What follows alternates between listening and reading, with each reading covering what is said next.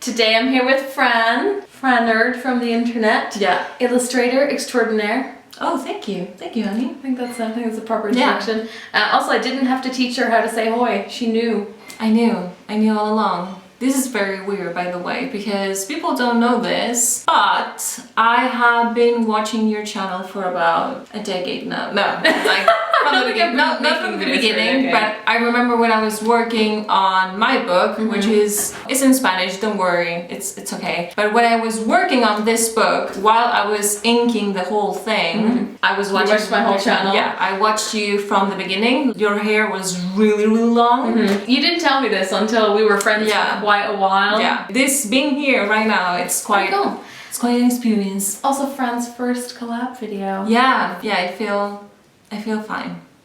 You're good. You're good.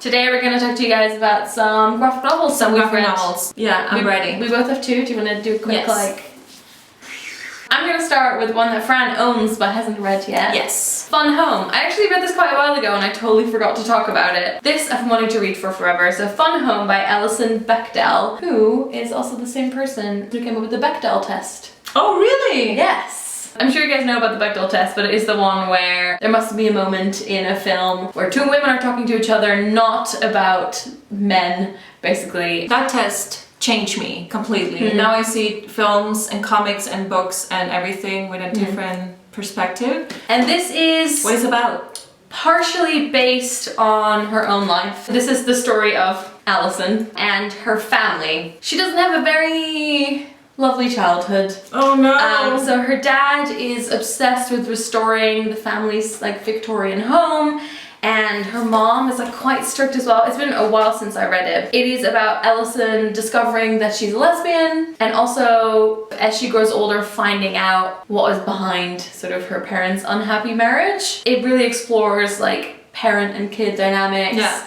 But also just sexuality and discovering yourself and people's demons and how they deal with it. Not a mega cheerful read, but really good. I do think it's quite text heavy, but yeah, I could definitely highly recommend it. I know it's always put on a list of like staples for like LGBT reads. I think if you like Craig Thompson, which I'll get back to later, if you like Blankets, for example, then I think it really happens as well. I need to read. It's so good. Blankets is so good. God. Blankets is like someone gets started with graphic novels on like Blankets. But I feel like this would be a good one as well for the starter kit. But yeah, really interesting. I know she's done I think a sort of sequel as well.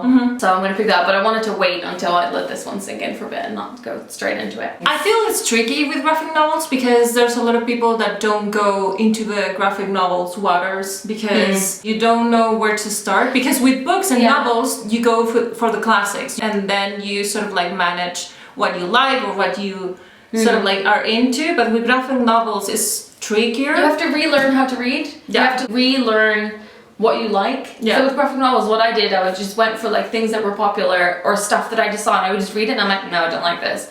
Okay, this I like. It's like if you were going into the library and like closing your eyes and just picking some random fiction books. Yeah, I know. That's what it feels like. But now I feel like I know what I like. For me, the first impression has to do with the illustration style of the author, and that's why I really liked my choice, which is Anyas Ghost.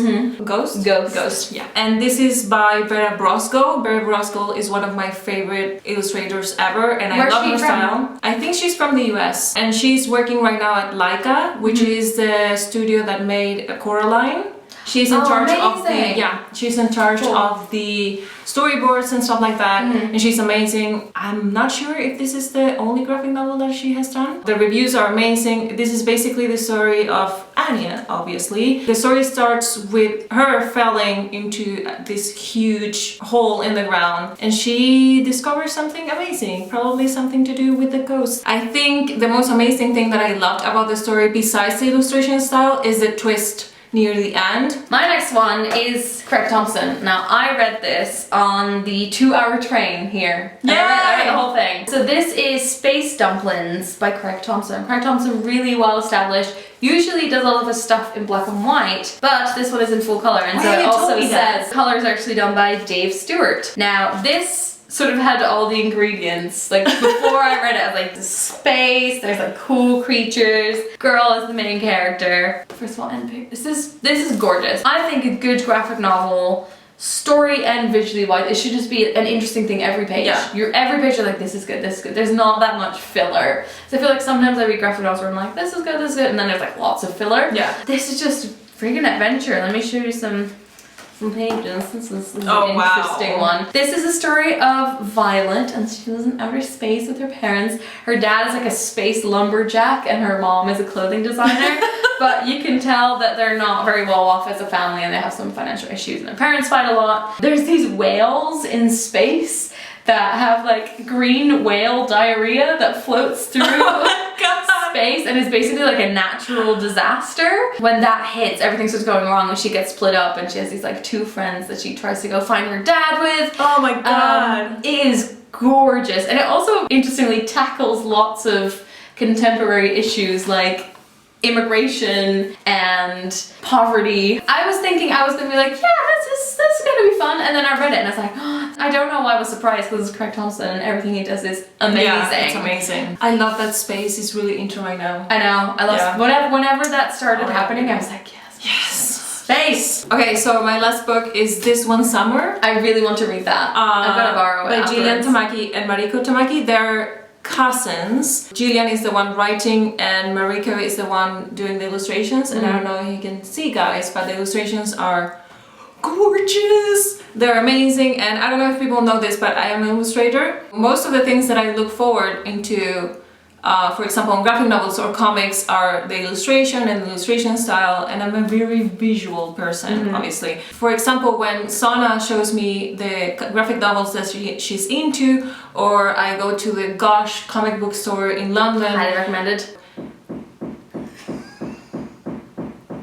I have no idea, it's Sunday, you're not supposed to hammer a wall. In this case, the illustration style, guys, is insane. So every time Sana says, I read this in a half an hour, I cry blood inside because doing one page takes me like something like 4 hours. I always like to take the time to appreciate, for example, how much, I don't know, all the details in a page. If I say that I reread books a lot? Yes. Okay. Yes. Thanks. This One Summer is basically the adventures of two girls. It's a coming of age. Is that the word? Yeah. Coming of age graphic novel. So if you want to start with a graphic novel, I highly suggest that you start with this one because it's beautiful, it's gorgeous, and it's simple. You can feel yourself being 15 again, being 13 again. Those summers that lasted for months and months and months, or like the smell of the ocean, or like meeting new people. So those are the graphic novels we've been reading. Yes. Those are our recommendations. I don't think we read any ones that we didn't like. You guys should check out Fran's channel if you're interested in illustration and lots of other things around it. Yeah, like motivation, how to create stuff. Also, like her Instagram. Real good. Thank you. Real good. Thank you, Sam. So I'll put a link to that in the description. If you guys enjoyed my collab with Fran, you should leave a comment below because I want to do more collabs with Fran, but she lives all the way in Hastings. Yeah. I'm also filming this weekend, so either before this or after this, there'll be like a vlog of this weekend of what we got up to. You can see Fran's cats. Links will be in the description as always. Thanks for watching, guys. Doei! I'm talking like shit. God, I'm so nervous. Okay.